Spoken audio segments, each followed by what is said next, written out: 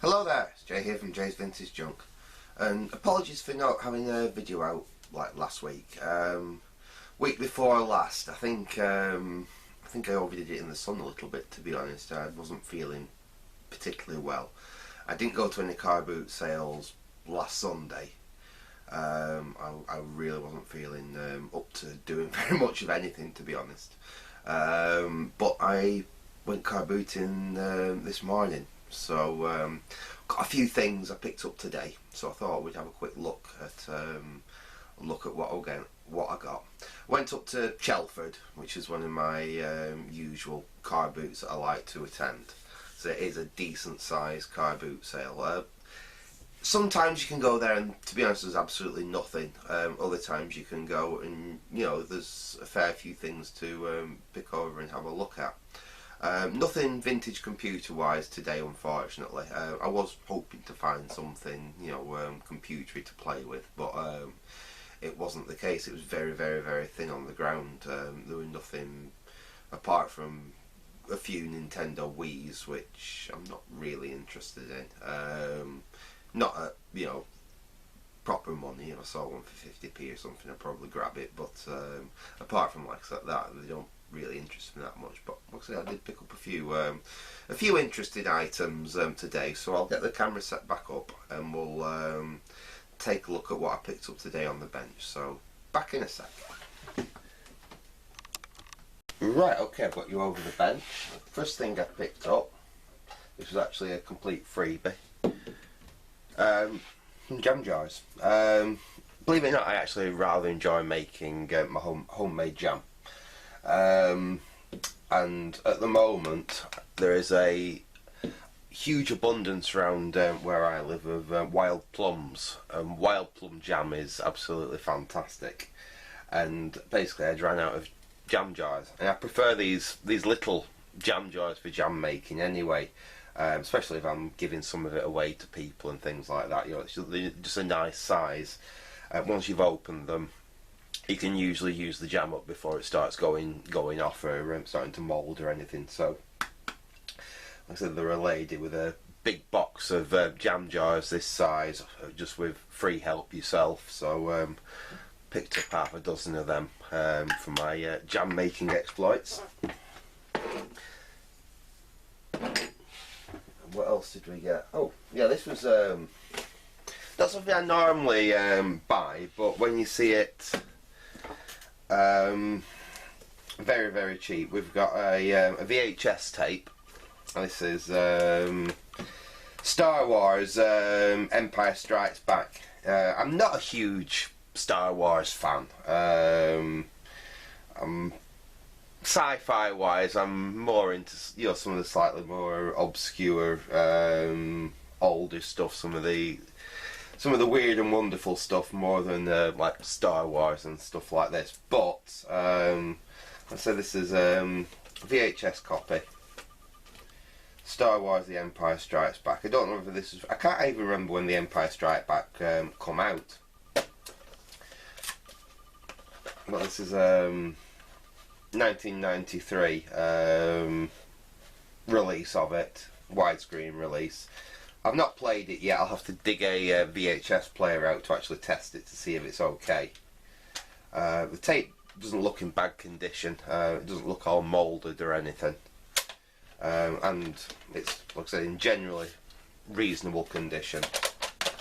With the box is a little bit, you know, bashed up in places, but it's got all the artwork and everything. That was 50p. That's basically they're a big bag of VHS tapes, and just said 50p each. So I had a quick look. That was in there. I thought, if I stick that on eBay, I'm going to get £1 for it, aren't I? So I've doubled my money. So yeah, that's the first thing I picked up.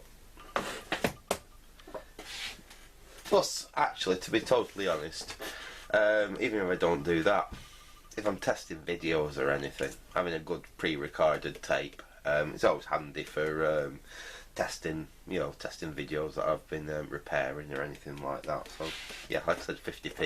It was worth grabbing. Right, what else have we got? Oh, this is a This all came from one stall, and they had all kinds of electronics, bits and bats and stuff. I don't know whether it was a company that had shut down and they was clearing out stuff or what, but it's got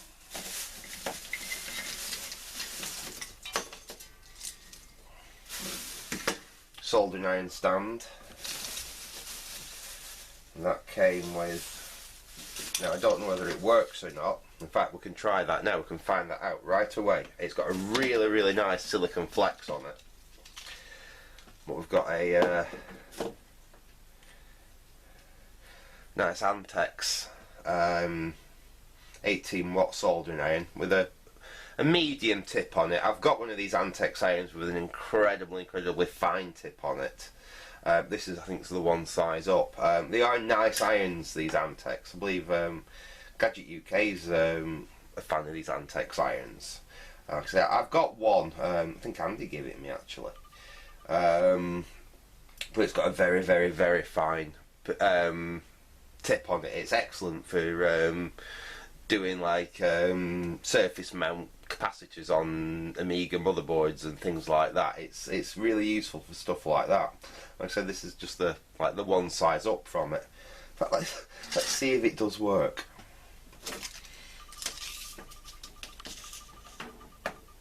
You plug it in, and we'll leave that there, and we'll see if I'll find some solder lying about somewhere, and we'll see if that actually does work. Right, what else have we got? With the same seller. I actually got this more for the nice silicon flex than for the actual iron itself. But we've got a Weller ESD safe handpiece here. Now the problem is I don't have the power supply that would have run this. I'm not sure what voltage it actually works at. I'll have to see if I can figure that out. It's rather corroded also around the outside there, but I can't see if I can. There is a model number on it there. I can't quite make it out. I can't quite make it out at the moment, but like I said, I pretty much got that for the nice long piece of silicon flex it had on it. So we've got that, and then these are always handy.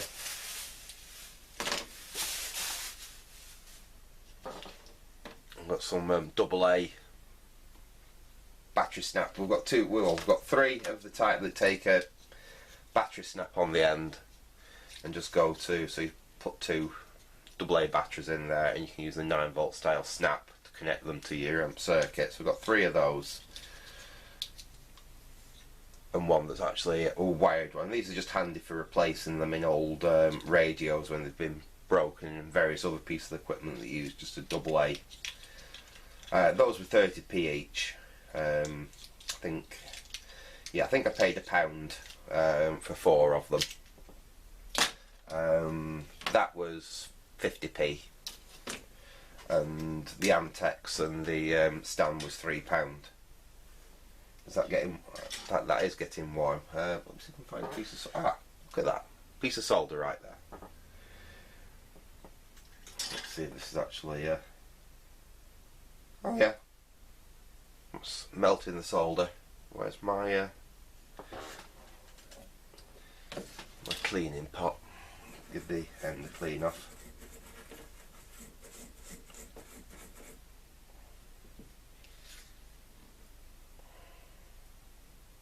Even that tip's pretty good.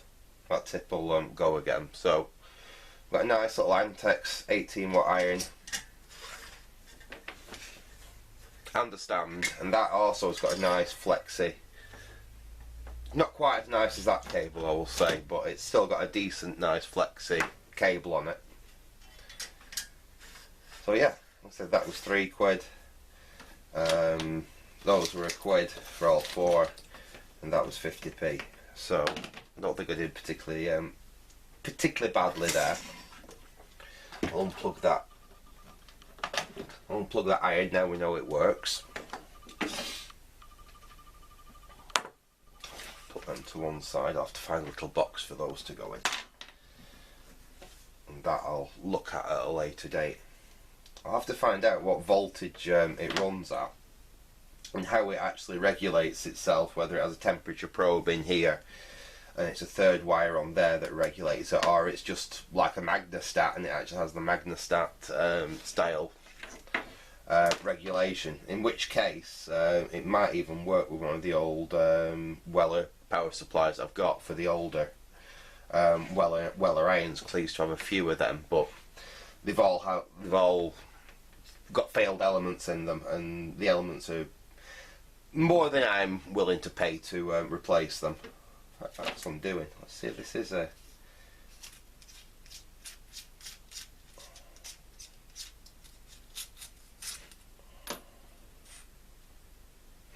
It does very much look like the magnestat style, like the other one that I have.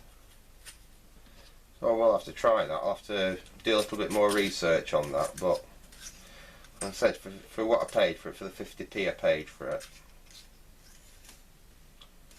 it's worth it for that. It's worth it for that nice length of silicon cable there.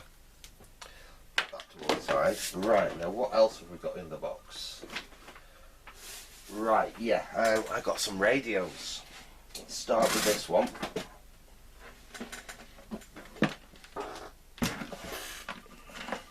Can you see that okay? Right, excellent. Right, first things first.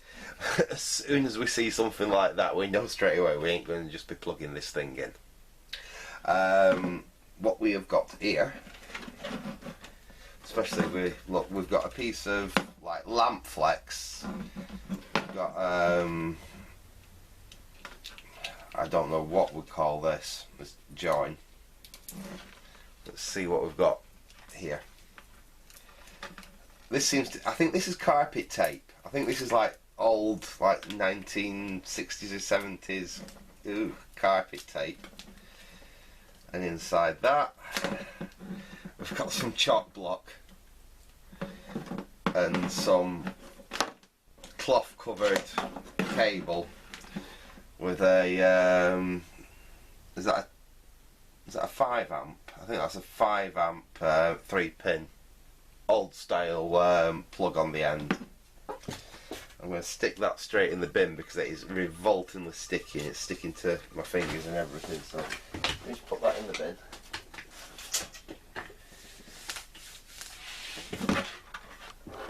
And what we have here, this is a Vidar attache case portable radio. This is mains R battery portable radio. And this is obviously a valve radio.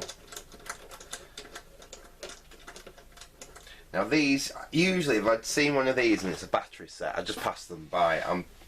I've got a couple in my collection, but I'm not a huge collector of valve battery only radios because they can be a bit of a mare to actually power up and use. You have to basically build a high tension battery and a low tension battery to get them to work. This, however, is a little bit more interest because obviously with that you can plug it in and run it on the mains. So let's have a look in here. Oh right. Well, I wasn't expecting that. I thought this was actually from the factory a battery mains radio. It's not. This is a battery only radio. This is actually even cooler than I first thought. It's got its full complement of valves there. It actually looks in really nice condition, this. Got some damage down there. I believe that is part of the Whaler circuit, which is broken there. What that would have done is it would have basically made the radio howl if you shut the lid on it by accident, because this would have been just a battery radio originally, and it's had this unit here fitted into it. let's just disconnect it so we can have a little closer look at this. This is quite cool. I didn't actually spot this. Literally, this is the first time I'm really looking at these radios in any detail. I brought them back from the car boot sale, I stuck them in here, and like I said, this is the first time I'm really having a good look at them. But what we've got here, this is a Amplion, basically a battery eliminator. So we have our mains coming in here, and it provides our high tension and low tension voltages out here to run the radio, to run a battery radio off the mains. So this is a commercial product. Amplion made all kinds of, I mean, they made radios themselves. They're an old company, they're going back to the 20s or 30s, I think the 1920s, Amplion. And like I said, this is basically a way to run one of these battery only sets off the mains. That is really, really cool. I don't actually have, I have battery eliminators in my collection, but the ones that would have sat at the side of a radio or you know, underneath your radio, that is basically the size of the high tension battery that these radios would have originally used. So the whole idea of that is that it literally does, you know, fit inside the radio like that. Our low tension, which is what runs the valve heaters, plugs in there, and our high tension, which runs, you know, well, the high tension that the valves run on, just connects up like that. So that is super, super, super cool. And this whole radio actually is in really quite nice condition. Sadly, the speaker has been damaged. There's a big hole in the speaker there, I've just noticed. That's not an issue, I've got plenty of them kind of speakers. I could always swap it out, or could possibly repair the cone in it. Apart from that, there's no sign of worm or anything, any woodworm or any real damage to the case. Even the case is in pretty nice condition for one of these radios. Most of these you find now, they are pretty shabby. Because they've been stuck in sheds and cellars and things for many, many years. I mean, the batteries to run these were expensive even back when these radios were current. As soon as transistorized radios became a thing and became reasonably cheap to buy, these were abandoned. These were basically just dumped in, you know, attics, cellars or what have you. Or they may have had a little bit more life if they had been a mains battery set, or indeed one that someone had fitted one of these to, because you could just plug it in and use it as a mains radio. But yeah, that is super, super cool. This will definitely be getting its own, you know, full restoration, and actually that unit itself will probably get in a restoration on its own. I'm really intrigued to see how that's been built. It's probably pretty lethal. It's I very much doubt there's going to be a mains transformer in there. This is probably using AC/DC style technology with a big dropping resistor and things like that. But we will crack into that, and we will have a proper look at that in a video of its own. And obviously the radio itself, we will do a separate video on, and it should, to be fair, it doesn't look really molested in any way, this set. It doesn't look like anyone's messed with it. It's got a full complement of its valves in there. It looks tidy. I can't see any reason why this isn't going to make a nice playing radio. And it's somewhat bigger also than most of these like little battery portables are. Most of them are half this size. They're about this big. Even some of the mains ones are only around, you know, mains battery ones are only around that size. This is a really big set. And that would be awesome for like a vintage car, like a late 1950s vintage car, with your picnic basket and everything out on out at a classic car show. fact, that's what actually I was doing this afternoon when I come back from the car boot sale. I went to a local classic car show, see what it was about.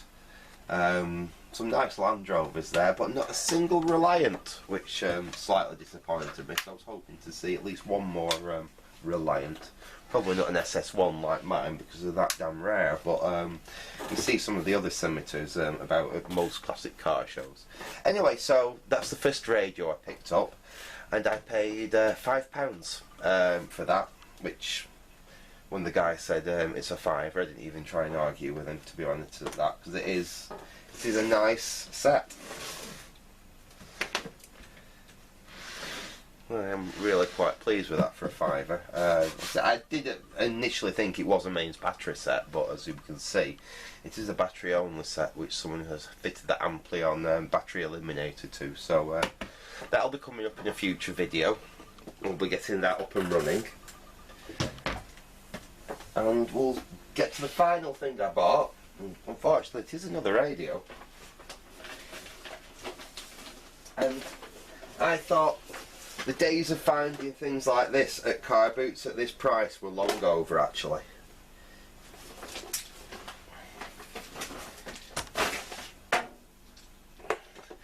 Now, the fact that it's got a cable on it like that does mean that we have to be a little bit on the cautious side with this one, but we have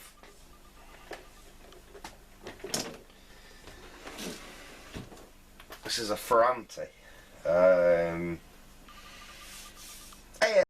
Standard generic tableside radio.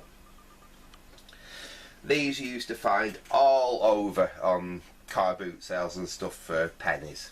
You don't see them anymore really on car boot sales for pennies. These are excellent beginners radios for if you want to learn how to restore a valve radio or vintage radio in general, really. There's still tons of them about. You can pick these up on eBay for 10 quid or so. Still nowadays, but you don't really see them on many car boot sales anymore. This is nice. It's Bakelite cabinet. This cabinet actually would come up absolutely fantastically with a bit of a polish and some Bako Bright on it, or even some plastic polish would bring it up really, really well. The back has been, that is not the original back. Obviously someone has done some work to this in the past, and again we've got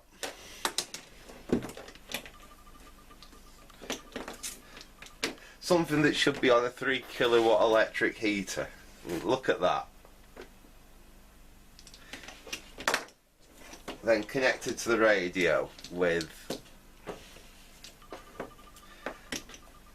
well, chop block, I presume, underneath some insulation tape. Let's have a look what we've got under here before we go any further. This was done a very long time ago, judging by how crispy and crunchy this insulation tape is.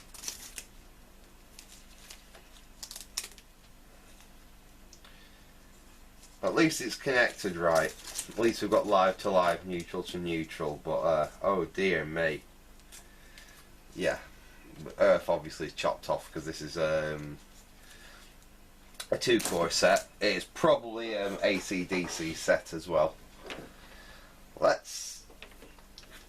am sort of tempted to see whether this one works. There's no way I'll be plugging that other one in. Gung ho. It's going to need a little bit of investigation, the other one, before we can attempt to power it off. Especially considering that battery eliminator it's using. Let's see. All of a sudden all my small screwdrivers seem to have disappeared, but never mind. Let's see what we've got here. That should do it. We'll check the fuse, we'll pop the back off, and we'll have a quick look inside it. Sadly, we've because the back's missing and it's had a new back made, we don't have a model number up to now, but we should be fairly easy to figure out what it is.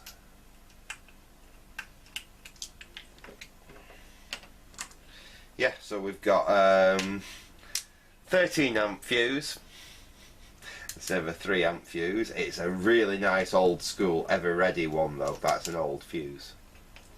Yeah, we've got the earth cut off there. Old plug.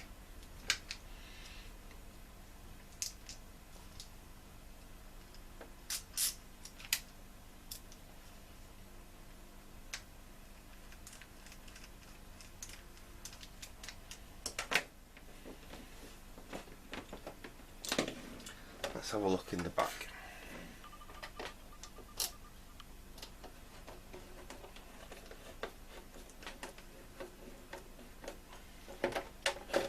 Oh, that's just been right. Okay, so we have got an AC/DC set. We've got the dropper resistor there. I'm guessing, well, these are the later style valves. So we've got something like a UL84 output valve, UZ80 for rectifier, things like that. We've got 1, 2. It's only a 4 valve set.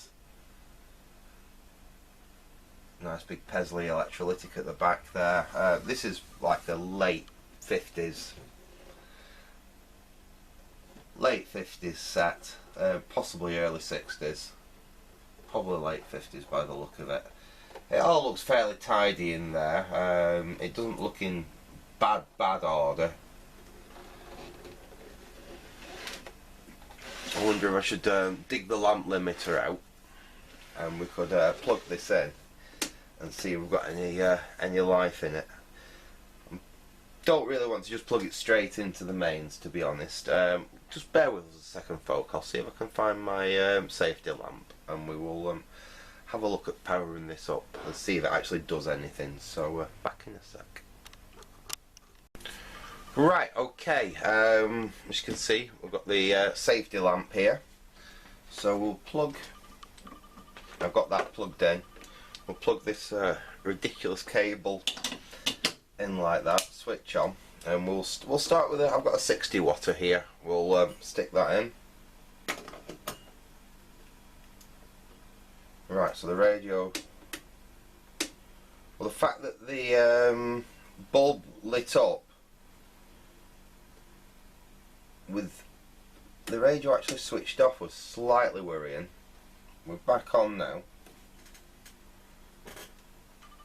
We've got a very slight glow coming from the safety lamp. That's in circuit.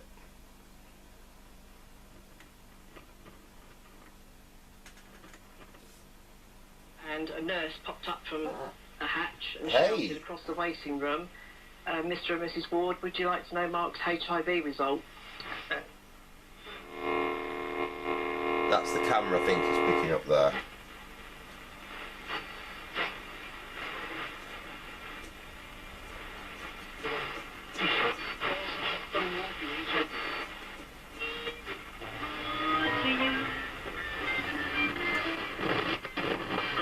That's full volume, so it's very quiet. At 14 years old, my parents should have at least been asked for their consent or spoken to and said, look, there's a danger. An equaliser to put them from second into third, putting them in playoff in the first place, otherwise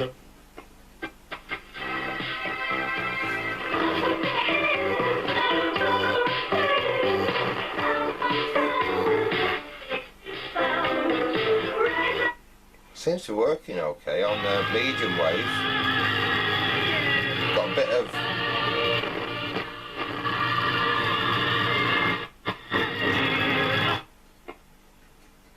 see if we pick anything up on long wave. Like we did on the other radio, it's just being swamped by the camera, I think. 2.5 hours until women were finally arrested. None of them were charged, none of them appeared in court. They were all all charges were dropped the next day. But the fire doesn't let it go. I think that's Radio 4. Officer V700.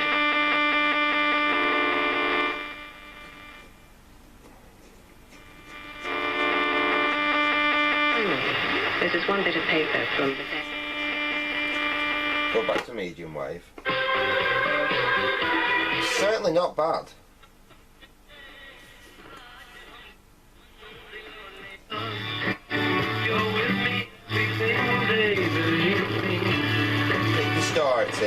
need some work.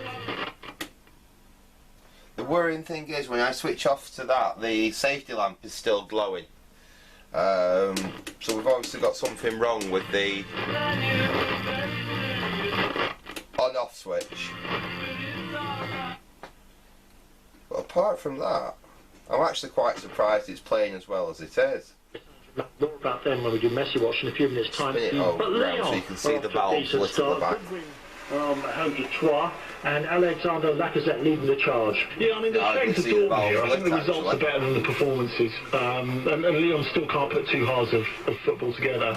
But poor in the first half, though, it was a great opening goal from Lacazette. He was settled really well again. But yeah, obviously it's going to need some work on it to make it a safe, reliable radio. In fact, the first thing I'm going to do is get rid of that. We'll pull that off there, and that can go in my junk. Actually, I might even have a use for that for a heater. I need to put a new flex on. That's it's basically it's TRS. It's tough rubberized sheath. This is what we used to use on like stage lights and things like that. It's very, very strong, and it's good for a good 13 amps, 15 amps. This needs under 3 amps. So when we do restore this and put a new flex on it, it's it's not going to be overkill like that. So we'll get that out of the way because it's better just to have that gone for the moment. We'll probably have to do something about making a slightly better back for it, because I'm not too happy really with how that back is fitting on there. Obviously this is an AC/DC set, so safety is a bit more, you have to be a little bit more cautious than you would with a an AC only set with a proper mains transformer and proper isolation. Essentially on one of these, the cabinet is your isolation.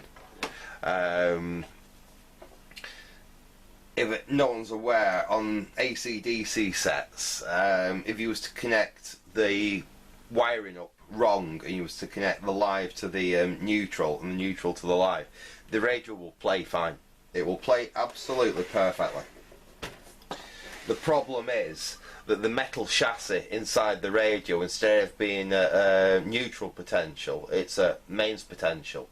So a knob comes off, or there's no back on it, and you touch something inside it which is metal, you're going to get a full main shock off it. Providing these are wired correctly and there is no way to actually get into anything, they are safe. The problem is, like I said, people that don't know about them, don't respect them, mess about with them, and can potentially leave them in a slightly dangerous state. So we will do a video on actually getting that fully up and running and restored to a safe working condition. But I'm quite pleased with it anyway. I paid £2 for that. Like I said, that's what I was saying. You don't generally speaking find radios like this, even on car boot sales, for under £10. People, generally speaking, nowadays have a tendency to slightly overinflate. Many of these I've walked past on car boot sales in the last, few years, and people are asking £25, £30, £40 for them. Yeah, if it was a fully restored radio, it's probably worth £40, £50 or so. But for a find, like this, in the state that it's in, I thought £2 was brilliant. So, like I said, that was a real find for me, because it's some time since I've found a nice Bakelite set in a condition where the Bakelite on it is in good condition. There's no cracks to it. It's dull, but that will polish up and come up really nice and bright. All the knobs are there, all the brights are there, all the dial is in good condition. We've got a little bit of shrinkage to the dial cloth there, but that's sortable. That we can take that dial cloth off, clean it all up, stretch it slightly, bring it back in, refit it there, and it will look as good as new. Anyway, I'm going to leave it there for now. This was just a quick video showing you what I picked up at this this day's car boot sale. So I hope you enjoyed that. There will be some videos coming up soon, because I'm starting to feel a little better now. I've got some computing bits I want to get to. I've got a laptop I want to investigate. A late 90s IBM laptop that Andy gave me ages ago. Which I think we could have a good look at, and some other various projects which are in the making, so stay tuned for those. So thanks for watching that, and goodbye.